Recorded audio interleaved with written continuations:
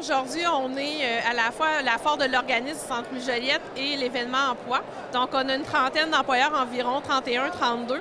Et on a peut-être une quinzaine d'organismes qui sont présents. Les dernières années, on avait une centaine de participants, donc de chercheurs d'emploi. Cette année, on s'attend à beaucoup plus de gens du fait qu'on est dans un centre de formation pour l'événement, donc beaucoup d'élèves qui risquent de chercher du travail. L'objectif, en fait, c'est à la fois de permettre à des personnes immigrantes qui sont à la recherche de leur premier emploi de vivre une première expérience, de rencontrer des employeurs qui sont sensibilisés à leur situation, parce que c'est des gens souvent qui ont des difficultés linguistiques, donc qui sont en francisation, et aussi qui ont bien sûr un écart culturel, donc les employeurs sont sensibilisés à ça.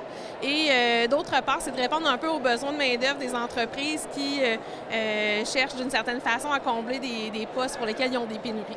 Le travail de préparation qu'il y a eu, ça a été surtout de préparer les candidats.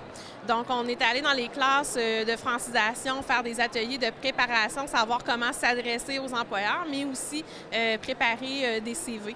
Donc, ça a été majoritairement la préparation. Puis d'un autre côté, on a préparé aussi les employeurs. Ce matin, on a commencé l'événement par une allocution sur la gestion de la diversité qui a été faite par ma collègue Sandrine pour donner aux employeurs des petits trucs au niveau du recrutement puis de l'intégration de ces personnes-là. On demande aux recruteurs d'identifier les CV qu'ils reçoivent. On fait un suivi avec eux pour savoir le nombre de personnes qui embauchent. Mais avec le financement de Service Québec de l'événement, vient aussi un service d'intégration, de soutien à l'intégration des personnes qui ont été embauchées. Donc, c'est sûr qu'on va avoir une quantité de personnes intégrées, mais aussi probablement un suivi point de vue du nombre de personnes qui vont avoir conservé leur emploi parce qu'on va aller les soutenir pour que ça se passe bien dans leur nouveau milieu de travail.